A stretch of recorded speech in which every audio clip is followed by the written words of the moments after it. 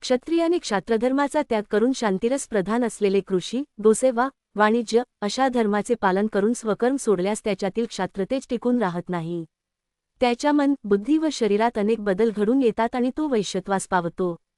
ब्राह्मणाने क्षात्रधर्माचे अवलंबन केले असता परशुरामासारखा होतो. पूर्वी द्रोणाचार्य आणि कृपाचार्य जन्मतः ब्राह्मण असले तरी त्यांनी क्षात्रधर्माचे पालन केले नव्हते का? कुसुम श्रेष्ठी वैश्य असला तरी त्याने क्षत्रिय वृत्तीचे अवलंबन केले नव्हते का? जन्यतः शूद्र असून श्रीपाद प्रभूच्या कृपेने मला ब्रह्मज्ञान प्राप्त झाले नाही का?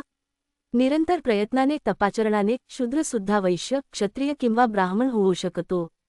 केवळ एका विशिष्ट वर्णात जन्म झाला म्हणजे यम, धर्म, शिक्षा आचरित आहे किंवा नाही असे नसून आपापल्या शुभ कर्माच्या फलावर आपला वर्ण अवलंबून आहे. जन्मतः शूद्र असलेल्या मला पुढचा जन्म ब्राह्मणाचा मिळू शकेल, तसेच जन्मतः ब्राह्मण असलेल्यास पुढचा जन्म शूद्राचा सुद्धा मिळू शकतो. सामाजिक कारणासाठी वर्णव्यवस्था करण्यात आली. परमात्म्याचे मुख ब्राह्मणत्व, बाहू क्षत्रियत्व, उरू वैश्यत्व व पाद शूद्रत्वाचे सूचक आहेत असा श्रीपादांनी एक पर्याय सांगितला. तू माझ्या आतिथ्याचा स्वीकार केलास. माझ्या घरचे भोजन हे ब्राह्मणाच्या घरचेच भोजन होय.